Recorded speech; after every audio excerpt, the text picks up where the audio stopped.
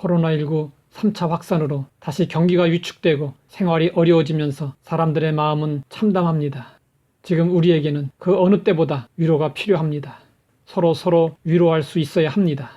한 젊은 부인이 남편을 잃었습니다.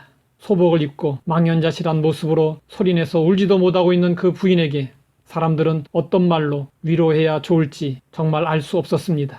그런데 청상과부로 평생을 살면서 자식들을 훌륭하게 키우고 멋진 노후를 보내고 있는 노 권사님이 다가가 등을 어루만지면서 말했습니다. 괜찮아, 나도 그랬잖아. 하나님이 계시잖아. 세월이 가면 다 잘 될 거야. 노 권사님의 말에 그 부인은 큰 위로를 받을 수 있었습니다. 같은 처지라는 것이 이렇게 중요합니다. 슬픔을 당해본 사람이 슬픈 사람을 위로할 수 있습니다. 고통을 당해본 사람이 고통 가운데 있는 사람을 위로할 수 있습니다. 내가 겪는 아픔을 앞서 겪고 이겨낸 사람이라면 그가 해주는 말은 위로가 됩니다. 그런데 우리는 인간의 다양한 삶을 모두 경험할 수 없습니다. 그래서 우리에게는 위로의 한계가 있습니다. 그러나 하나님은 우리의 모든 상황을 아십니다. 하나님은 우리의 삶을 100% 이해하십니다. 설교의 제목을 길게 잡는 목사님이 계셨습니다. 어느 날 시편 23편으로 주일 설교를 준비하는데 도무지 제목이 잡히지 않았습니다. 고민을 하다가 그냥 이번에는 여호와는 나의 목자시니라는 비교적 짧은 제목을 잡았습니다. 그리고는 주보를 인쇄하는 곳에 제목을 보냈습니다. 그러자 인쇄소의 사장에게서 전화가 왔습니다. 제목이 평소와 다르게 너무 짧았기 때문이었습니다. 뭔가 빠진 것 같다는 생각이 들어 전화한 것입니다. 목사님, 설교 제목에 뭔가 빠진 거 아닙니까? 여호와는 나의 목자시니 이것으로 충분합니다. 알겠습니다. 토요일에 교회 주보가 도착했습니다. 목사님은 주보를 보고는 깜짝 놀랐습니다.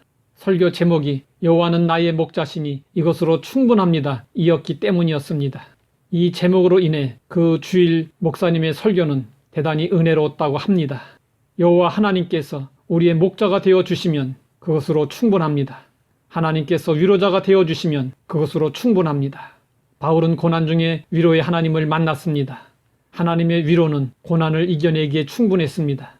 하나님의 위로를 경험한 바울은 고백했습니다. 그리스도의 고난이 우리에게 넘친 것 같이 우리가 받는 위로도 그리스도로 말미암아 넘치는도다. 노르웨이 가난한 농부의 아들 크누트 함수는 먹고 살기 위해 어려서부터 온갖 굳은 일을 했습니다.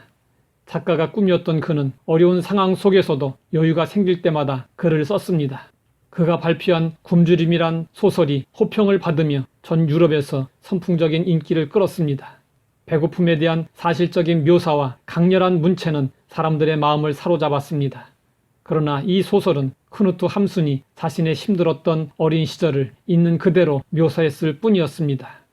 크누트 함수는 이 소설의 성공을 토대로 작품 활동을 계속하여 흙의 혜택이라는 걸작으로 1920년에 노벨 문학상을 받았습니다.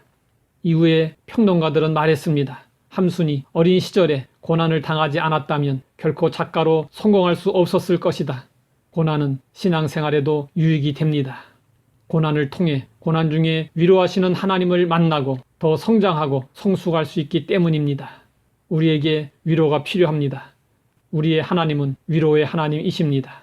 어렵고 힘들 때마다 믿음의 눈으로 하나님을 바라보고 위로를 받을 수 있어야 합니다. 하나님 아버지, 고난이 넘치는 만큼 위로도 넘치게 하시니 감사합니다. 위로의 하나님을 만나 위로받고 하나님의 위로를 전할 수 있게 하옵소서. 예수님의 이름으로 기도드립니다.